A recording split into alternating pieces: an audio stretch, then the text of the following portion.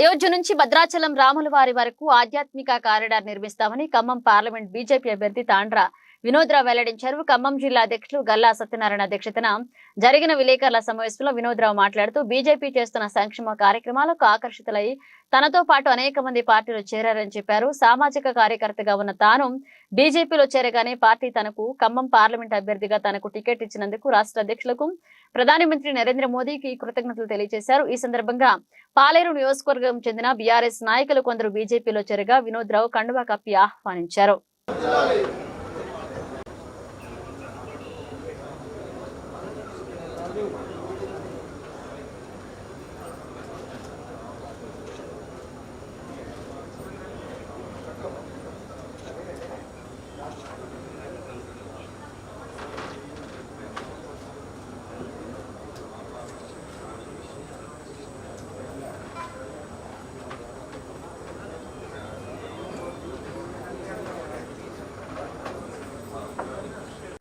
పాలేరు నియోజకవర్గం రూరల్ మండలం తెల్లారిపల్లి గ్రామం నుంచి గ్రామశాఖ అధ్యక్షులు ఆదారపు వెంకటేశ్వర్లు గారు భారతీయ జనతా పార్టీలో మన పార్లమెంట్ అభ్యర్థి వినోద్రావు గారి సమక్షంలో జిల్లా అధ్యక్షులు గల్లా సత్యనారాయణ గారి నేతృత్వంలో చేరడం జరుగుతుంది.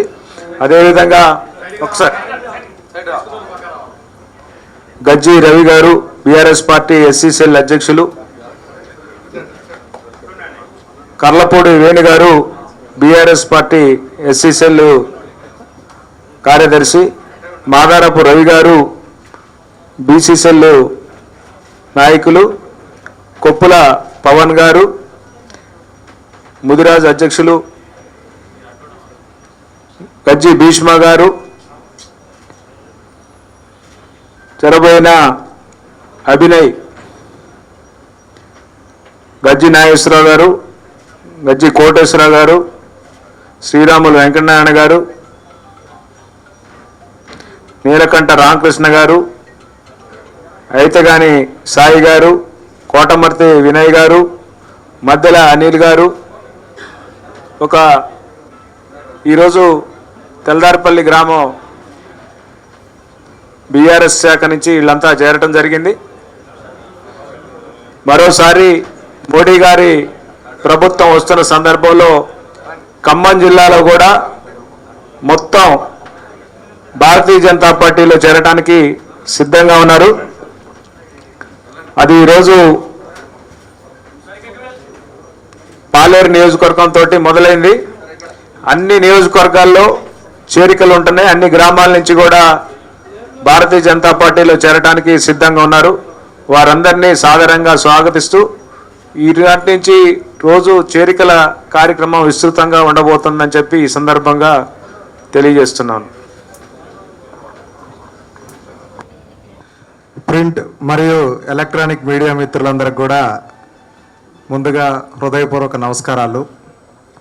భారతీయ జనతా పార్టీ అభ్యర్థిగా ఖమ్మం పార్లమెంటుకు భారతీయ జనతా పార్టీ అభ్యర్థిగా గౌరవనీయులు శ్రీ తాండ్ర వినోద్రావు గారిని ప్రకటించినటువంటి నేపథ్యంలో నిన్న వారు అభ్యర్థిగా నియమితులైన తర్వాత మొదటిసారిగా ఖమ్మం వస్తున్నటువంటి సందర్భంలో పెద్ద ఎత్తున జిల్లా వ్యాప్తంగా ఉన్నటువంటి నాయకులు, కార్యకర్తలు చాలా పెద్ద ఎత్తున వారికి ఘన స్వాగతం పలకటం మనమందరం కూడా నిన్న ప్రత్యక్షంగా చూసాము.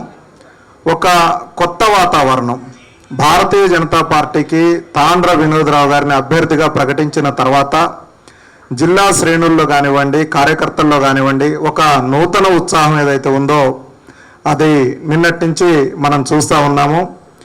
మేము ప్రధానంగా అభ్యర్థిగా తాండ్ర వినోద్రావు గారిని ప్రకటించినప్పటికీ కూడా భారతీయ జనతా పార్టీ సాధారణ కార్యకర్త కూడా నిన్న వినోద్రావు గారు ఒక గొప్ప మాట అన్నారు.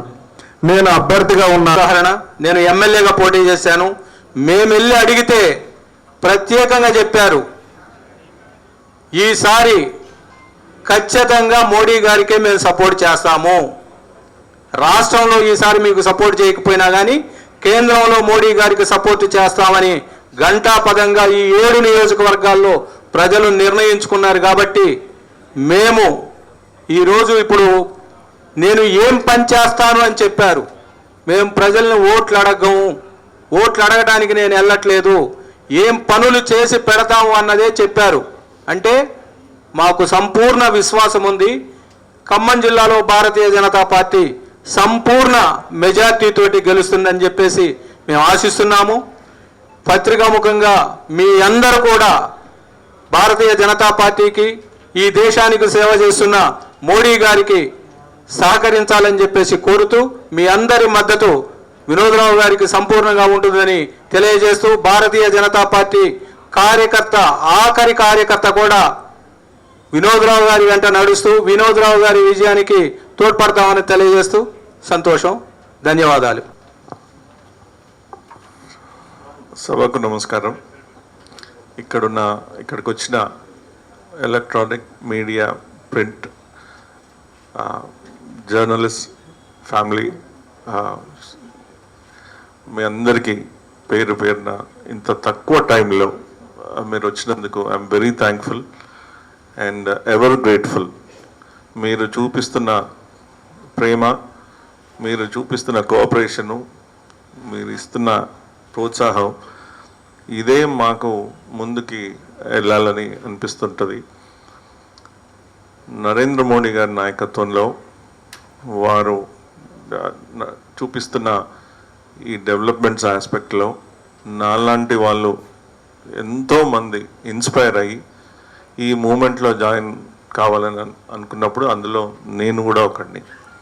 నేను పార్టీలో ఇదివరకు కూడా చెప్పాను, నేను జాయిన్ అయినప్పుడు నేను ఒక్క ప్రామిస్ చేశాను, నరేంద్ర మోడీ గారి సైన్యంలో ఒక సైనికుడిలా పనిచేస్తా అని. ఆ రోజు నుంచి నేను మా గల్లా సత్యనారాయణ గారు కానీ నంబూరు గారి తోటి కొన్ని గంటలు డిస్కస్ చేసి అసలు ఖమ్మానికి ఏమి అవసరం ఉంది, అసలు మనం ఎందుకు ప్రజల దగ్గరికి వెళ్ళాలి, అసలు మనకి ఏం కావాలి, వారి నుంచి మనం అడగడానికి మేము చేయడానికి మనం స్పష్టత ఏంటి అని కొన్ని గంటలు ఆలోచించి, అభ్యర్థి ఎవరైనా సరే పనులు ఇవి ఫస్ట్ మేము ఒక కుటుంబ సభ్యుల కింద ఎవరైనా రిప్రజెంటేటివ్ ఉండొచ్చు, కానీ అసలు ఆ రిప్రజెంటేటివ్ ఏం అడగాలి, ఆ రిప్రజెంటేటివ్కి ఐడియా రావాలి. సో